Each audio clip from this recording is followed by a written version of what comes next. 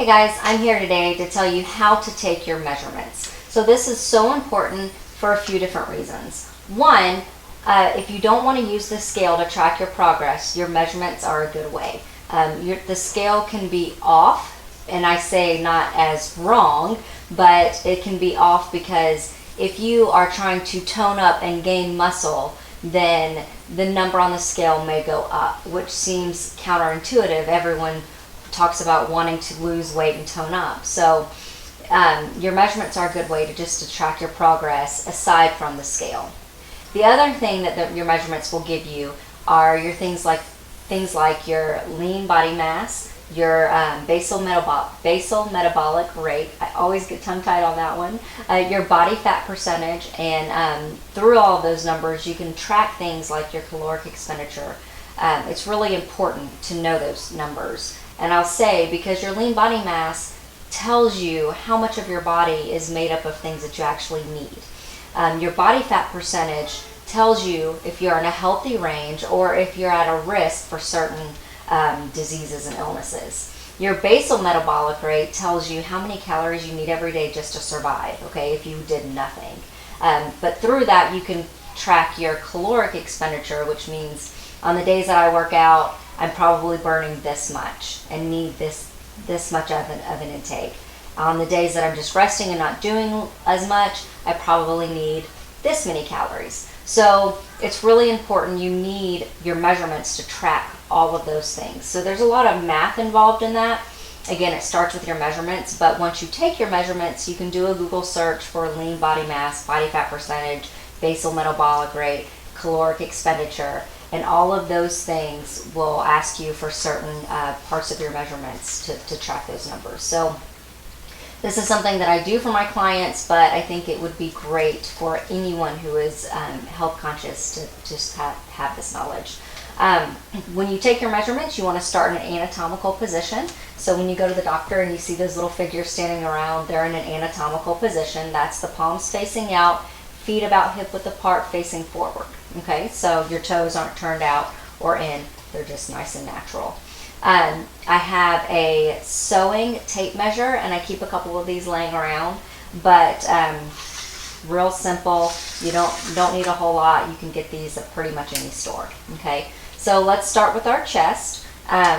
You can do these by yourself. Sometimes it's easier if you have help, but either way, when you take your chest, you want to be right about the nipple line. I'm not a fan of that word, but I don't know any other way to say that. When you do your measurements, make sure that the tape measure is flat against you and it's not pulled tight, cinched in, or too loose, okay? So what you wear kind of plays into this as well. You don't want to wear anything that's compressive and sucking you in, but you also don't want to wear anything that's bulky that would add inches, okay? So right at the chest line here, tape measure is nice and flat. I'm not pulling it in, and I'm not letting it lay loose, okay? Chest line right there. The next one that you're going to want to do while you have this wrapped around you is your waist. And that's where you have a natural curve in your torso here. If you're still unsure of where that is, you can point to your belly button and come a few inches above that, and that would be about where your waist starts, okay? So again, I'm going to wrap that around me, making sure, I'm just going to give the back a little feel here to make sure that it hasn't bunched up on me or twisted.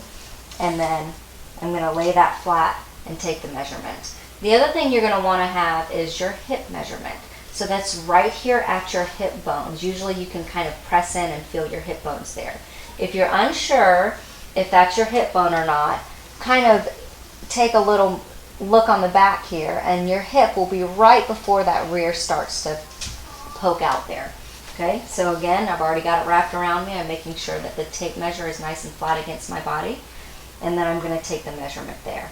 Okay, the next thing you're going to want to do is the bicep. So the arms get a little tricky when you're trying to do this by yourself, but usually what I do is I get the tape measure around me somehow and it takes a little practice. So you get the tape measure around you. You still want to make sure it's nice and flat. And I'm going to pull up as if I'm going to take my measurement here. Okay, I'm right in the middle of that bicep there. Okay, right where it starts to bulge. All right, once I've got my tape measure in place, I can put my arm back down into that nice neutral anatomical position and then take my measurement, okay? For females, your numbers are going to require your forearm and your wrist. Again, you want to get that in place right about, hopefully you can see this here. So here's my elbow, here's my wrist. Okay, about halfway is where this forearm muscle really starts to bulge, okay? So I'm going to come right to the bulge of that muscle. All right, and the forearm's a little easier. But I'm going to wrap that around and then relax that forearm so I get a good true reading. For the wrist, you want to find where your wrist connects here right at the joint and then come right on the underside of that, okay? Easy enough. Just, if you're used to putting on bracelets, then the wrist will be easy for you. All right, so as far as the lower half goes, you are going to want your thigh and your calf muscle as well. So you want to go ahead and wrap that around you.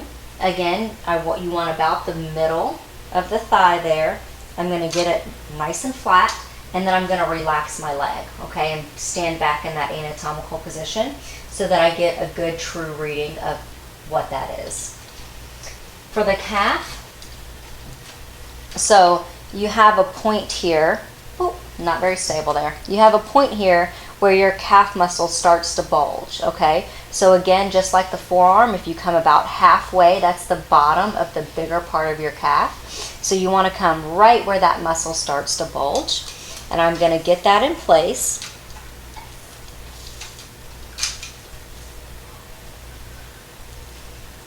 And then I'm actually going to put my foot down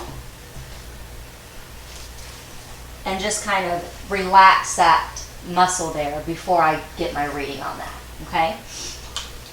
So pretty simple. You're going to want a piece of paper and a pen handy when you do these. And I would recommend, if you've never done your measurements before and you're completely new to it, try taking them 3 times. Usually you'll find that one set of those numbers will be slightly off and the other 2 will be very close. So it'll kind of tell you, get some practice there and tell you which numbers are accurate.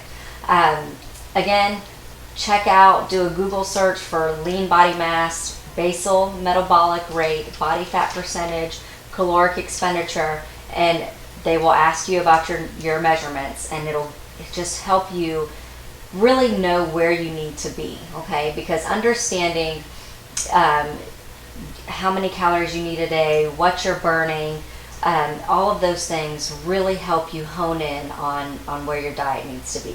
Hopefully this has helped. If you need anything, feel free to reach out. Bye guys.